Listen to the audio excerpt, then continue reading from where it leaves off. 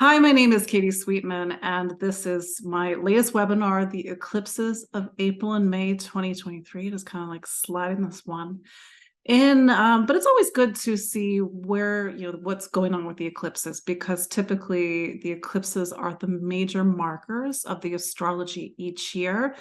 Typically, we have two eclipse periods. They happen, every 6 months. Sometimes there can be three, depending on how it lines up.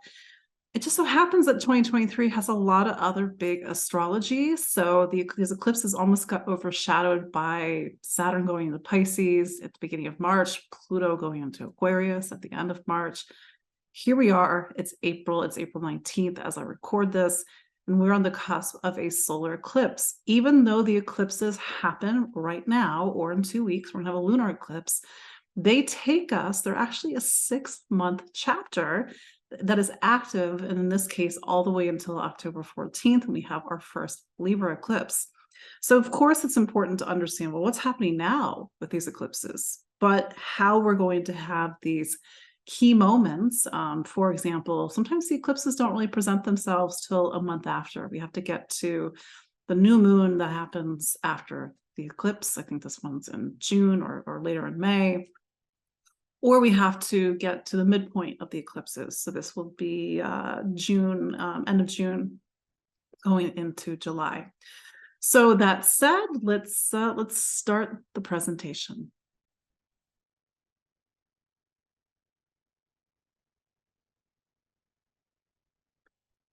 So again, this is the eclipses of April and May 2023. There I am. Just sort of putting my image on the screen. And as I record this, it's April 19th, 2023. We are on the verge of a solar eclipse, which marks a new hour for the astrology and a new hour for us as well. For those that don't know who I am, although I think those that are watching live, you do know exactly who I am, but my name is Katie Sweetman. I'm an astrologer. I'm also a psychic medium, and I'm located in the New York City area, just right across the river in New Jersey, so not far from Manhattan. And I've actually been doing this, officially since 2010. That's when I started empowering astrology, because for me, it didn't really feel like there was an expression of the type of astrology that I wanted to read or I wanted to learn about. And so I just started to put myself out there. And here we are. I actually have a whole other previous career. I was in IT and graphic design, and that's how I can part some of those skills and some of the design and the presentation that I do today. So here's our agenda for today. This is mostly for those that are listening to the recording, but this is to sort of get a sense of what are eclipses, both from an astronomical perspective and an astrological perspective. It's pretty basic information, but you would be surprised how many people don't know. And I think it's really important that we both understand the astronomy as well as the astrology and the mechanics of eclipses, and how they are every 6 months, sort of this major marker of our experiences. Eclipses cannot happen unless we know where the lunar nodes are, and the lunar nodes, another thing that a lot of people don't know about. Why are they such an important part of this whole process? And how eclipses are fundamentally about time, how we live time, intersecting arcs of time, and then how is time being expressed with these eclipses? We are both wrapping up a story that began in November of 2021, and also beginning a story. This was going to take us all the way into the beginning of 2025. Then, as maybe what you're more interested in, what is this going to mean for you? How does this highlight not just your sun sign, but if you know a little bit more about your astrology, what in particular? Of course, we can't get, and everybody's chart is different, but maybe you can kind of take some information of what I'm doing here and apply it to yourself. So part 1, introduction. Eclipses open a doorway. There's this sense of a portal when it comes to eclipses. And even in previous eclipse presentations, I've referred to it as a gateway. Why is it a gateway? There is this punctuation of time. What do I mean by punctuation? Well, in the case of the solar eclipse that we have just a few hours from now, the sun is being punctuated by the moon. It is a new moon, that's what a solar eclipse is, for example, but there's a sense of like something is ending and something is beginning. It's very classic astrology that something comes into your life and sometimes even leaves your life around an eclipse. It's as if, sort of it's in the great stage of life, the curtain comes down on one act and the curtain comes up on the other. And maybe it's a very different scene than the one previous. Time bends and time speeds up. Time, like I said, eclipses are fundamentally about time. It's a sense of time and a spiral and a cyclical nature of time. And things get a little funny around eclipses. I was kind of feeling into this eclipse, the one that we're just about to have. There's kind of like a quietness to this eclipse. I don't know, maybe it's Saturn and Pisces. But at the same time, I noticed I was hearing a lot more like sirens. It's an Aries moon, for example. This idea of Aries energy, it's very quick and fast and it needs our attention. So for you to start to pay attention, it's like, how does time feel right now for you? What are the events that are starting to group around these eclipses? Fortunes rise and fall. I know maybe that's a little kind of creates a little bit of nervousness, but I guess is classic astrology. Pay attention to the news. Pay attention to in your own personal life. People get promoted. People lose their jobs. People get, I remember last year there was a bunch of eclipses in Taurus and Scorpio, for example, and I forget when. I think it was last spring. You had the PM of Britain, like was there for like 5 days, and then there was a new PM of Britain, and then the first PM was a Leo, the second PM, I think the current one is a Scorpio, if I'm not mistaken. Even the PM of New Zealand, I believe, is also a Leo. So there's a sense of like eclipse is, there's this shift of power and a shift of, who is in charge in our life, and sometimes our star rises during eclipse, and hopefully, God forbid, our star can fall during eclipse. It's a very traditional way of looking at eclipses, but we can't, completely look past this. Oops. Eclipses happen every 6 months, but they track a story that unfolds over longer arcs of time.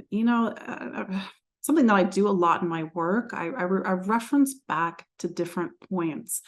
And for me, it was very natural. I was like, oh, look, here's an eclipse at this degree. This is the same degree as this thing. And maybe they're connected. And even in, some of the work that I do, this is not eclipse related. I talk about Uranus and Taurus, and Uranus has been in Taurus since 2018 and 2019, and how even here we are in 2023, 5 years later, that story is still playing out, and just to do the reference point. So that's why I always reference back to the start of the story, which was May 2018, March 2019 in this case. So it's kind of, I don't know, maybe it's low-hanging fruit for me, but people are like, oh, wow, look, 2 periods of time that are intersected. Well, yeah, again, eclipses are fundamentally about time. And then again, so is astrology.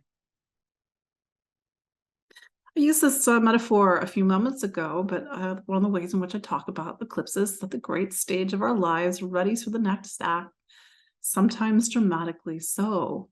If you've ever had a major eclipse in your life, and if you know some astrology, you know exactly what I'm talking about. There's that sense of like, boom, there's an eclipse, and like our life can sometimes turn on a dime. Eclipses can portend sudden shifts in events. I realize that's not what everybody wants to hear. I just have to do my due diligence as an astrologer. But, sometimes we need to understand and maybe even to respect or appreciate that there are forces that are greater than us. And even though I say it in my work, the astrology is 50%, you are the other 50%, there are things that are bigger than us that we can't. I cannot control the sun and the moon. I cannot control the force of an eclipse in my life. And this personal share, it's a little bit of a, kind of a sad personal share, but, my father's diagnosis of cancer, he had a lunar eclipse exactly on his ascendant. And he and I talked about it. And the reason I bring this up, not be like, oh, wow, this came out of nowhere. Like, he'd been sick. They hadn't quite, knew what. He had some Saturn transits. You have to sort of take eclipses in terms of the whole, whole picture. I said to him, like, Dad, you haven't been well, and there's going to be an eclipse on your ascendant. And just as your astrologer/daughter, just pay attention. The eclipse comes, and he actually texts me like, I'm still here. Although he did prepay his funeral, which was like, okay, slow down, Dad. But in early June, he got the diagnosis after the test that actually it was pancreatic cancer. So that's just, that's kind of a dramatic example. Not everybody has those types of things in their lives, but these are things that I can't control and he can't control.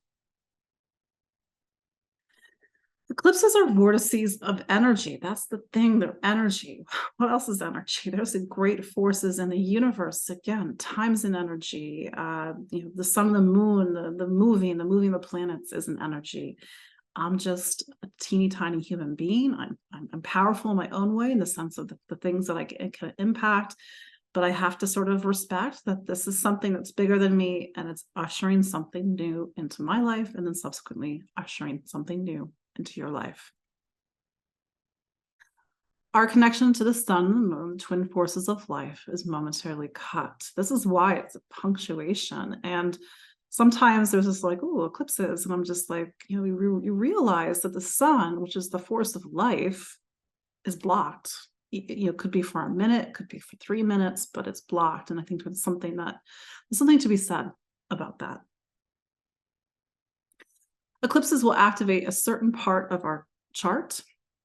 This is where it's helpful to either know your personal astrology or to at least have a sense of, where this is located. Of course, we're going to do a sign by sign look. And so this creates a story that weaves through different months as well as years. So this eclipse that's on tomorrow, 29th of, it's at 29 degrees of Aries. It's going to open up a story that will come to some sort of resolution at the beginning in March of 2025. That's the block of time that this eclipse is dealing with. But actually, we had eclipses in Aries and Libra 9 years ago, or 9 years before that, or 9 years before that, into affinity, of course. But maybe when you start to go back, you can see a repeated pattern. Knowing where eclipses are in our chart helps us to align ourselves with this reality of change. How do we, actually had a client today ask me, like, well, what do you do? Like, what do you do, Katie? And I'm like, I reflect, I meditate. Do you do any ceremony or rituals? No. I say no and I laugh just because eclipses are really powerful energy. It's unstable energy. I'm not in the whole astrology magic community. That's a whole other thing. But even they say, like, don't do magical rituals around eclipses. But even in my world, very different world, it's just a really intense energy. So I think that to the degree that you can sit, reflect, what is this energy telling you, showing you, revealing to you? Does it feel hard? Does it feel like it's moving something inside of you? Does it bring up anxiety? Does it, some kind of create a somatic experience, for example? But there's likely a deeper intuitive message for you with these eclipses and what they are bringing into your life.